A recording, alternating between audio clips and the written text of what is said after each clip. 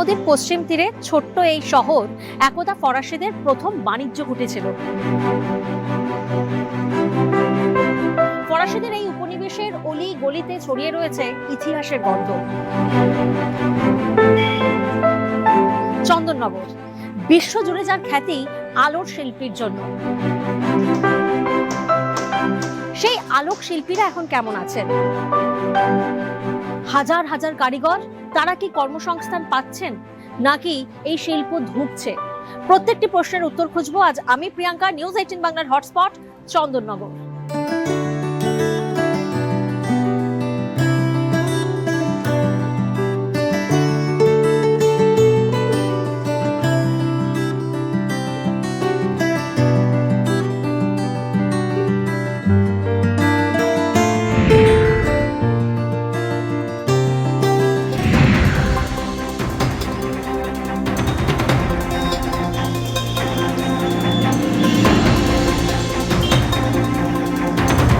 যাদের হাতের কাজে দেশ উজ্জ্বল হয় তাদের জীবনও কি আলোর রোশনায় ঝলমল করছে, নাকি জোনাকির আড়ালে তাদের পরিশ্রম অন্ধকারেই থেকে যাচ্ছে? কি অবস্থা তাদের? তাদের হাল হাকিকাত কি? কাজ কি তারা পাচ্ছেন? রোজগার কি তারা পাচ্ছেন? যে লাইট শিল্প, শিল্পীরা কি কাজ পান গোটা 12 মাস? আমাদের এখানে বাবুদের এখানে, আমার তো এখানে 25-30 বছর হয়ে গেল, এখানে কাজ রানিং আছে, এখনো পর্যন্ত কাজ চলছে। বেশি ছেলে এখন কাজ করছে না, 8-10 জন কাজ করছে, আমাদের কাজ রানিং আছে। তো শ্রমিকদের রোজগার সেই হিসাবে মানে হয়ে যায়, সংসার চলে যায়? চলে যায় মানে কি, সেই নুন আনতে পান্তা পুরনো আর কি, মোটামুটি চলে যাচ্ছে। আর এই বুড়ো বয়সে কোথায় যাবো? এই যে লাইটের লাইনে জীবন সব শেষ, এরপরে আর গিয়ে কোথাও কিছু নতুন করে শেখাও যাবে না। এই যতদিন আছি এই করে করেই চলে যাবে।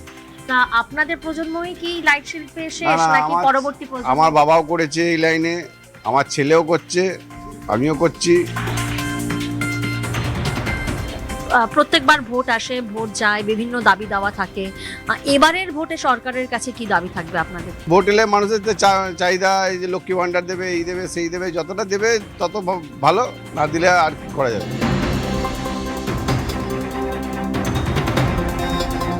কাজের বাজার ভালোই আছে। আগে আগে আমরা 15 বছর 20 বছর আগে বসে থাকতে হতো, কাজ পাওয়া যেত না। এখন কাজ 12 মাসই আমাদের হয়।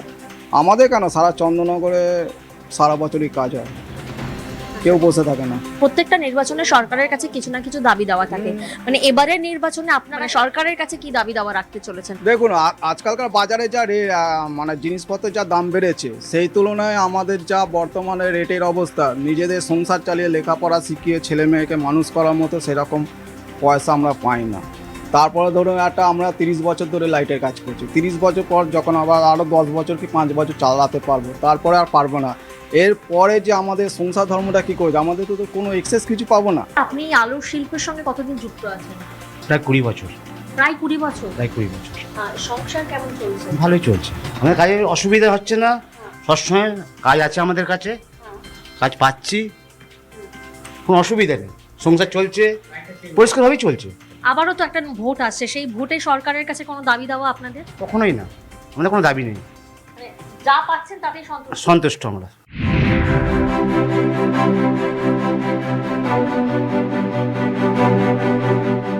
অপারেশন সিঁদুর থেকে সুনিতা উইলিয়ামসের প্রত্যাবর্তন। শুটিং ফ্লোরে অমিতাভ বচ্চনের আহত হয়ে যাওয়া থেকে শারজায় সচিন টেন্ডুলকারের মরুঝড়, পুরোটাই 360 ডিগ্রি আলোতে ফুটিয়ে তোলা আর কেউ নয়, চন্দননগরের এই আলোক শিল্পীরই হাতের জাদুতে। কেমন চলছে ব্যবসা এখন? এখন ভালোই চলছে, সব কাজবাজ যেরকম বাবা করতেন আমি সেরকমই চালিয়ে রাখার চেষ্টা করছি।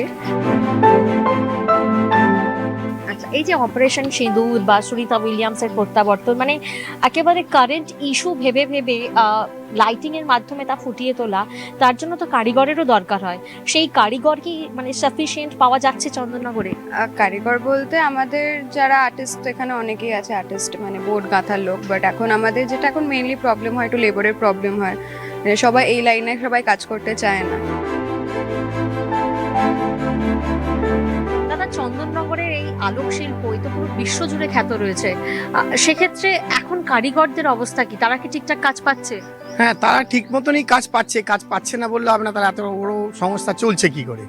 কিন্তু এখন আমাদের যে আগে যে একটা বিশাল পরিমাণে কাজ হতো, সেগুলো এখন লোকাল জায়গা থেকে কাজ করে নিচ্ছে। বড় বড় কাজগুলোই আমাদের আসছে, ছোট ছোট কাজ আমরা খুব একটা পাচ্ছি না এখন।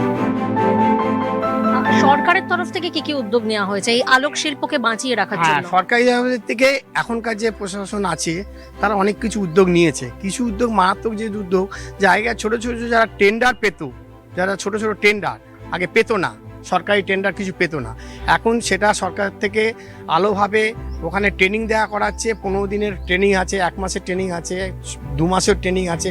সেই হিসেব করে ওনাদের একটা লাইসেন্স করে দেওয়া হচ্ছে। ওনারা যে কোনো সরকারি জায়গায় ছোট ছোট টেন্ডার ওনারা পাবে। তাহলে এটা সরকারের দিক থেকে খুব আমাদের উপকার করেছে। দাদা, চন্দননগরে এখন আলোক শিল্পীদের কি অবস্থা? চন্দননগরে আলোকশিল্পীদের অবস্থা এখন যথেষ্ট ভালো, কারণ শুধুমাত্র ওয়েস্ট বেঙ্গল সার্কেলে আগে কাজ হতো, এখন সারা দেশে কাজের ব্যাপ্তি হয়েছে।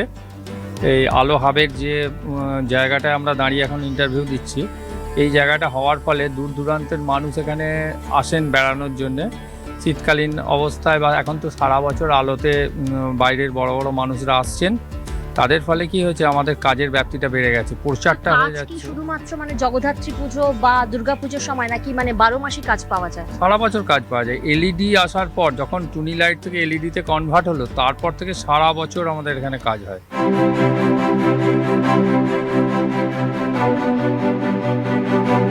মুখ্যমন্ত্রীর করা এই প্রকল্প আলো হাব, সেই আলো হাবের মধ্যে প্রশিক্ষণও দেওয়া হয় যাতে আলোক শিল্পীরা তাদের কর্মসংস্থানের জন্য ভিন রাজ্যে যেতে না হয়, এই রাজ্যে থেকেই তারা স্থায়ী রোজগার করতে পারেন। এবং তার জন্য যেখানে প্রশিক্ষণ দেওয়া হয়, আমি এই মুহূর্তে কথা বলে নেব যারা প্রশিক্ষণ দেন।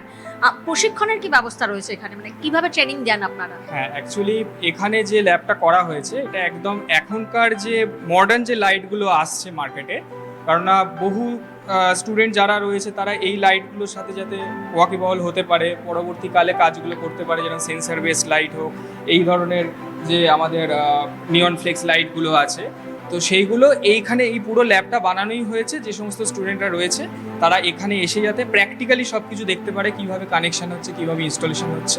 বহু ক্ষেত্রে অনেক ইলেকট্রিশিয়ান আছেন যারা বাড়িতে বাড়িতে কাজ করেন, কিন্তু তাদের ওই বেসিক যে নলেজটা হয়, সেই নলেজটা হয়তো তারা একবার করেননি। তো সেইটা যাতে প্রবলেম না হয়, সেটার জন্যই আমাদের এই ইনিশিয়েটিভ।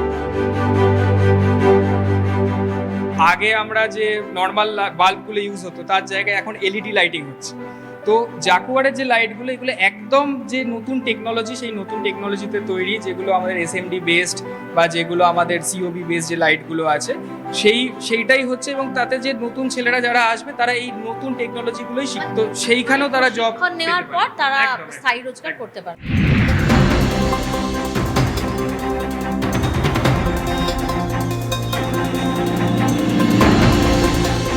চন্দননগর শুধুমাত্র ইতিহাসের আষ্টেপৃষ্ঠে থাকা একটি ছোট্ট শহর নয়, আসলে হাজার হাজার কারিগরের আশা এবং স্বপ্নের কেন্দ্র।